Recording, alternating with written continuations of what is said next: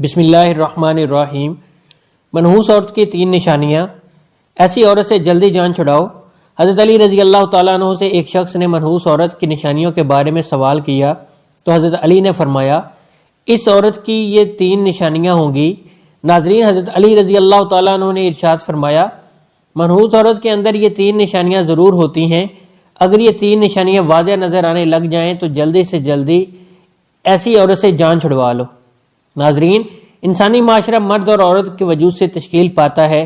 کسی بھی معاشرے کی ترقی اور بہتری صرف مرد حضرات کی وجہ سے نہیں بلکہ عورت بھی حیثیت ایک فرد نہایت اہم کردار سر انجام دیتی ہے۔ یوں تو آج دنیا کی کوئی قوم اور مذہب عورتوں کے مقام و حیثیت اور اس کے کردار کی اہمیت سے انکار نہیں کر سکتا۔ اس لیے اسلام نے جس طرح سے عورت کے مقام و مرتبہ کو انسانی معاشرے میں بلند کیا اور عورت کے کردار کو مذہبی، اخلاقی، معاشرتی اور سماجی ہر اعتبار سے اہمیت دی، اس کی کوئی بھی مثال کسی بھی معاشرے میں دکھائی نہیں دیتی۔ اب یہ بات بھی حقیقت ہے کہ اسلام سے پہلے عورت نہایت مظلوم ہر اعتبار سے ایسی زندگی گزارنے پر مجبور تھی جس میں عورت کی کوئی عزت اور اس کا کوئی احترام نہ تھا۔ عورت کے وجود کو قابل ذلت سمجھا جاتا تھا اور اسے تمام برائیوں کا سرچشمہ جانا جاتا تھا۔ اس کے بعد اسلام کی آمد عورت کے لیے غلامی، ذلت اور ظلم سے آزادی کا پیغام تھی۔ اسلام نے ان تمام رسم و رواج کو مکمل طور پر ختم کر دیا جو عورت کے انسانی وقار کے خلاف تھی اور عورت کے حقوق جو عطا کیے جس سے معاشرے میں اس کی عزت اور احترام کی مستحق ہوئی جس کے مستحق مرد ہیں۔ ناظرین، اسلامی تعلیمات کے لحاظ سے عورت کا تو پہلا روپ ہی اس دنیا میں رحمت ہے۔ بیٹی بن کر پورے خاندان کے دلوں پر راج کرتی ہے، بہن بن کر بھائی کی سچی اور مخلص دوست اور ماں کا بازو بن جاتی ہے۔ جب بیوی بنتی ہے تو ہمیشہ ساتھ نبھانے والی، ہر دکھ سکھ کا ساتھی بن جاتی ہے تو اللہ تبارک و تعالیٰ اس کا رتبہ اس قدر بلند کر دیتا ہے کہ جنت کو اٹھا کر اس کے قدموں میں رکھ دیتا ہے۔ حضرت علی رضی اللہ تعالیٰ عنہ نے ارشاد فرمایا مرد کی مردانگی کی سب سے عظیم اور بلند تر سزا یہ ہے کہ کسی مرد کی وجہ سے کبھی بھی کسی عورت کی آنکھوں میں آنسو نہ آنے پائے۔ ناظرین، جان لیجئے کہ کسی بھی معاشرے میں عورت کا فطری مقام اس کا گھر ہے جہاں وہ اپنی چھوٹی سی ریاست کی ملکہ ہے۔ اسلام نے عورت کو وہ مقام اور مرتبہ عطا کر دیا جو کہ کسی دوسرے مذہب نے عورت کو عطا نہیں کیا۔ اسلام نے مرد کو عورت کا محافظ قرار دیا ہے اور یہ ہمارا مذہب اسلام ہی ہے جس نے خاندانی رشتوں کی پہچان کروائی۔ اس ویڈیو میں عورت کی کچھ ایسی خوبیاں بیان کی جا رہی ہیں جن سے عورت کا کردار مزید مزین ہوتا ہے۔ ساتھ ہی عورت کی 3 ایسی غلطیوں کے بارے میں بتایا جائے گا جن کے سبب عورت کو منحوس قرار دیا گیا ہے، اور یہ 3 کام یا 3 غلطیاں جو بھی عورت کرتی ہے وہ منحوس عورت کہلاتی ہے۔ اس حوالے سے حضرت علی رضی اللہ تعالیٰ عنہ کا قول بھی آپ کو بتائیں گے کہ آپ رضی اللہ تعالیٰ عنہ نے اس بارے میں کیا ارشاد فرمایا۔ تمام خواتین کو یہ بات ہمیشہ یاد رکھنی چاہیے کہ جب بھی عورتوں کی نیک خوبیوں کی بات ہوگی تو شوہر کی فرما برداری سر فہرست ہوگی۔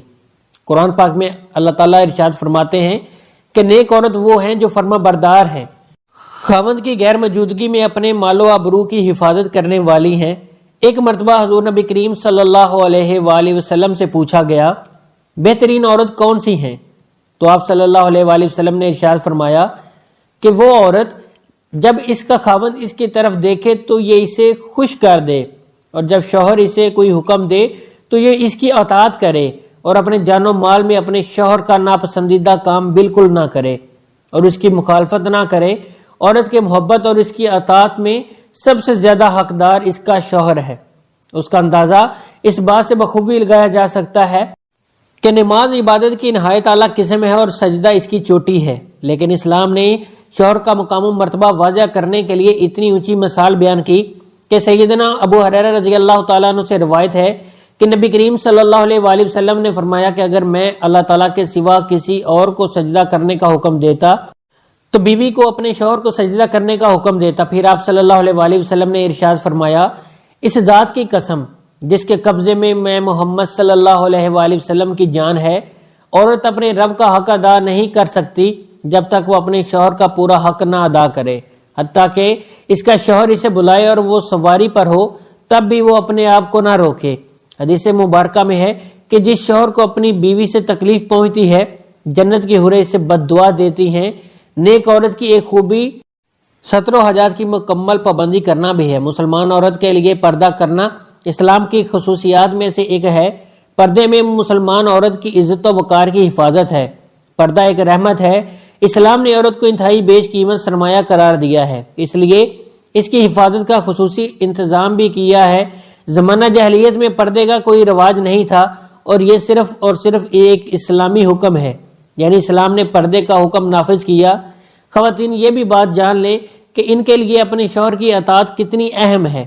قرآن و حدیث میں اس کی تائید اس طرح سے آئی ہے کہ جو کام بھی کرو وہ اپنے شوہر کی اجازت حاصل کرو۔ اس سلسلے میں چند حدیث یہاں پیش کی جا رہی ہیں۔ نبی کریم صلی اللہ علیہ وآلہ وسلم نے ارشاد فرمایا کہ کوئی عورت اپنے شوہر کی موجودگی میں اس کی اجازت کے بغیر نفلی روزہ نہ رکھے۔ اس کے علاوہ بھی چند نیک خوبیوں کا ذکر کریں گے، لیکن پہلے آپ کو حضرت علی رضی اللہ تعالیٰ عنہ کے فرمان کے مطابق بتاتے ہیں بدبخت اور منحوس عورت کی 3 نشانیاں کون کون سی ہیں۔ کہا جاتا ہے کہ ایک مرتبہ ایک شخص حضرت علی رضی اللہ تعالیٰ عنہ کے پاس آیا اور عرض کرنے لگا، یا علی، وہ کون سی عورت ہے جو گھر کے لیے منحوس ہوتی ہے؟ تو حضرت علی رضی اللہ تعالیٰ عنہ نے فرمایا، اے اللہ کے بندے، اللہ تعالیٰ نے کسی کو بھی منحوس پیدا نہیں فرمایا، مگر افسوس کہ یہ انسان کے اعمال ہی ہیں جو انسان کو زندگی کی پریشانیوں میں دھکیل دیتے ہیں۔ تو یہ شخص حضرت علی رضی اللہ تعالیٰ عنہ سے پوچھنے لگا کہ یا علی، وہ کون سے کام ہیں؟ تو حضرت علی رضی اللہ تعالیٰ عنہ نے ارشاد فرمایا، گھر کے لیے وہ عورت پریشانی کا سبب بنتی ہے جس کی رگ رگ میں یہ 3 عیب پائے جاتے ہیں۔ پہلا یہ کہ وہ اپنے گھر والوں کی غیبت کرتی ہے اور ادھر کی بات ادھر پہنچاتی ہے، جبکہ دوسرا یہ کہ وہ بار بار جھوٹ بولتی ہے۔ تیسرا عیب جو کسی عورت کو منحوس بنا دیتا ہے، نبی کریم صلی اللہ علیہ وآلہ وسلم کے فرمان کے مطابق جو عورت اپنے شوہر کے بلانے پر اس کے پاس نہ جاتی ہو تو فرشتے آسمان پر سے ایسی عورت پر لعنت بھیجتے ہیں اور ایسی عورت گھر کے امن چین و سکون کے لیے منحوس ثابت ہوتی ہے۔